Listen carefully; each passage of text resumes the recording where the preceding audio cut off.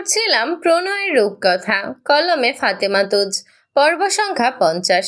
24 ঘন্টারও বেশি সময় হলো অরণ্যকে ফোনে পাওয়া যাচ্ছে না।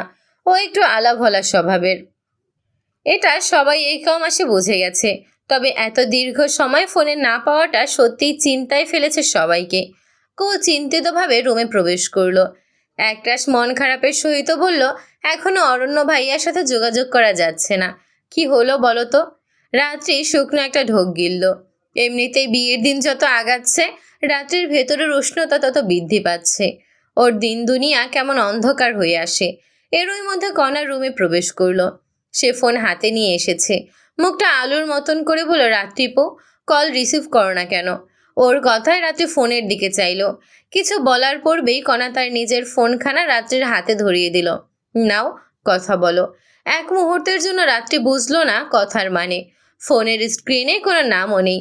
ওর হৃদয়ে কেমন একটা করে উঠল। মনে হলো অরণ্য কল করেনি তো। করতেই পারে, এমন একটা বিশ্বাস নিয়ে উদ্বিগ্নভাবে ও বলল, হ্যালো। ওপাশ থেকে একটি উষ্ণ শ্বাস ফেলার শব্দ হলো। ব্যক্তিটি ভরাট গলায় বলল, থ্যাংক গড, ফাইনালি তোমাকে পাওয়া গেল। রাগিবের গলা। রাত্রে কি বলবে বুঝলো না, চুপ করে রইল। রাগিবই বলল, কতগুলো কল করেছি, রিসিভই করলে না। শেষে না পেরে তোমার এক দুষ্ট বোনের নাম্বারে কল করেছি। ভাগ্যিস ওর নাম্বারটা ছিল। সরি রাগিব, আমি আসলে খেয়াল করিনি। ফোন সাইলেন্ট করা ছিল, সেটা বুঝতে পেরেছি। কল করেছি একটা বিশেষ দরকারে। বিয়েতে তো শাড়ি দেওয়া হলো, বউ ভাতে লেহেঙ্গা নেবে। কেনাকাটা করা হচ্ছে, বাড়ির সবাই খুব ব্যস্ত। সামনে আরও ব্যস্ততা যাবে, তাই আগে ভাগেই তোমার জিনিসগুলো সিকিউর করতে চাচ্ছি। রাত্রির কানে কথাগুলো যেমন করে এলো সেভাবেই বেরিয়ে গেল। ও শুধু বলল, একটা হলেই হবে। একটা হলেই হবে? এটা কোনো কথা হলো? তুমি বলো কি চাও? লেহেঙ্গা। ওকে, আর কিছু? আর কোনো চয়েস নেই? আচ্ছা। কথা থমে গেল। রাগী বোধহয় আরেকটু কথা আগাতে চাইছিল। এমন সময় মানুষ কথা বলতে চায়, বিশেষ একটা ভালো লাগার অনুভূতি থাকে এই সময় কথা বলতে। তবে রাত্রির এমন মৌনতা ওকে আর কথা আগাতে দিল না। কলটি কেটে যেতেই কণার হাতে ফোনখানা বাড়িয়ে দিল। কণা ফোঁস করে দম ফেলে বলল, আমি তো ভীষণ ভয় পেয়েছিলাম। হুট করে আমাকে কল করায় মনে হচ্ছিল হয়তো বকে দেবে। পরে বুঝলাম এ ব্যাপার। কুহু কিংবা রাত্রি কেউ সেভাবে আগ্রহ দেখালো না। অজ্ঞতা কণাকেও চলে যেতে হলো। ও চলে যেতেই শুকনো ঢোক গিলে রাত্রি বলল, একটা হেল্প করতে পারবি? কি? দীপ্র ভাইয়ের থেকে আবারও খোঁজ নিবি প্লিজ। আমার আমার কেমন যেন লাগছে কুহু। রাত্রির বুকের ভেতর কান্না জমে আছে। কুহু এগিয়ে এসে দুহাতে রাত্রির মুখটা স্পর্শ করলো। আমার ভালো আপু, আমার রাত্রি আপু, এখনো ভালোবাসো, অথচ ভাগ্যের এ কেমন পরিণতি। রাত্রি কথা বলল না। বলার মতো কিছুই নেই। দিন যত আগাচ্ছে অন্তরের দহন তত বাড়ছে। অথচ শুরুতে মনে হয়েছিল কত সহজেই সব কাটিয়ে ফেলেছে। দীপ্র বাড়ি নেই। এখানে ওখানে খুঁজে একবার দীপ্রর কক্ষে উকি দিল কুহু। পেল না। না পেরে ফিরে যেতে নিতেই আয়নার সাথে ধাক্কা লেগে গেল। আয়না শপিং করে ফেলল। ওর হাতের ব্যাগগুলো মেঝেতে পড়ে গিয়েছে। বিরক্তির চোখে মুখে কুহু সাহায্য করতে গেলে আয়না বিরোধ করে উঠল। এই, ধরবি না। এই কথাতে কুহু ভ্রু কুঞ্চিত করে ফেলল। আয়না ব্যাগগুলো নিজেই তুলল। সবগুলো দেখে নিয়ে বলল, এগুলো স্পেশাল, দীপ্রর জন্য এনেছি। দীপ্রর জন্য এনেছি? আয়না এমনভাবে বলল যেন দীপ্রর স্বামী হয়ে গিয়েছে। কুহু আর কোনো কথা না বাড়াতে চাইল না, তাই পাশ কাটিয়ে চলে এলো। কল দিতেই রিসিভ হলো।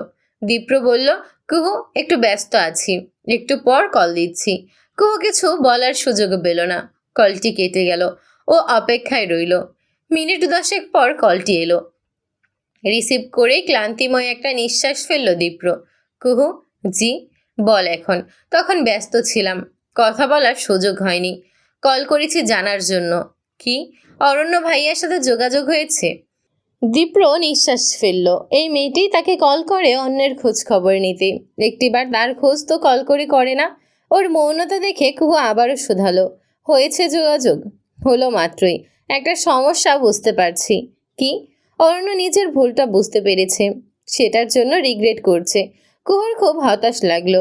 ও সেভাবেই বলল, রাত্রিপু আপনার থেকে খোঁজ নিতে বলল। এরা দুজন সত্যি এবার ঝামেলা বাঁধাবে।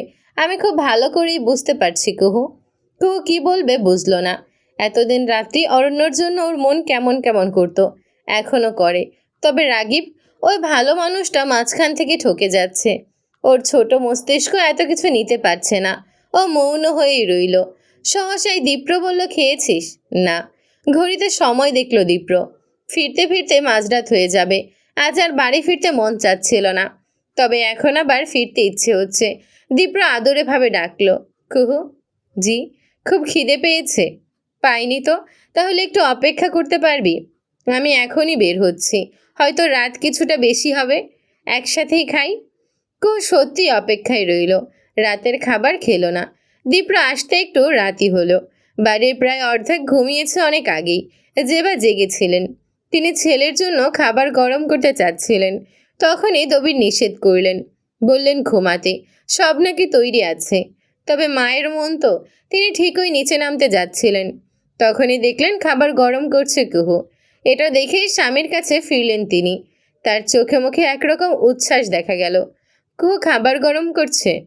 হুম, দেখে এসেছি। এই জন্যই আমাকে মানা করলে? হ্যাঁ। তোমার কি মনে হয় ওদের মাঝে কিছু সম্ভব? দীপ্রর বিষয়টি স্ত্রীকে এখনো জানাননি তিনি। এমনকি আনোয়ারের ভেতরে যে ইচ্ছে রয়েছে সেটাও গোপন রেখেছেন স্ত্রীর থেকে। তার মৌন হওয়া দেখে জেবা বললেন, কি হলো? কিছু বলো। দেখা যাক কি হয়। আগে ভাগেই কিছু বলা যায় না জেবা। আমি চাই তোমার ছেলের এই সুবুদ্ধি হোক। কুহুটা সত্যিই লক্ষ্মী। দবির কিছু বললেন না। এদিকে জেবা সুন্দর একটা স্বপ্নে বোধ হয়েই রইলেন, যা বাস্তব হতে পারে শুধুমাত্র দীপ্র আর কুহুর মন দেওয়া নেওয়ার ভিত্তিতেই। খাবার বেড়ে দিতেই দীপ্র বলল, আই লাইক টু ইট। কুহু মাত্রই নিজের প্লেটে খাবার নিয়ে বসেছে। এ কথায় হাবুলের মতো চাইল।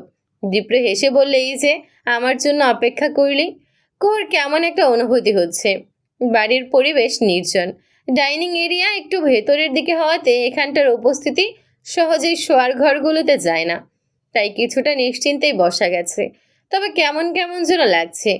কেমন চোর চোর অনুভূতি হচ্ছে। ও মুখ ফুটে বিষয়টা বলেই ফেলল। এ কথায় দীপ্র হাসল।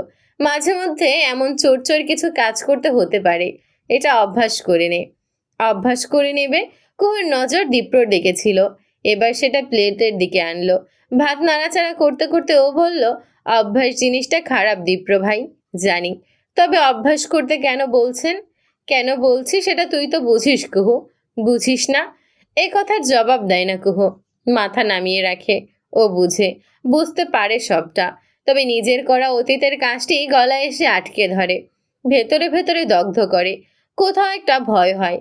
সেই ভয় তাকে আগাতে দেয় না। দীপ্র বোধহয় ওর অনুভূতি ধরতে পারল। তাই আর ঘাটালো না। পরিস্থিতি যতটা সহজভাবে নেওয়া যায় ততটাই ভালো। দীপ্র সে পথেই আগাতে চায়।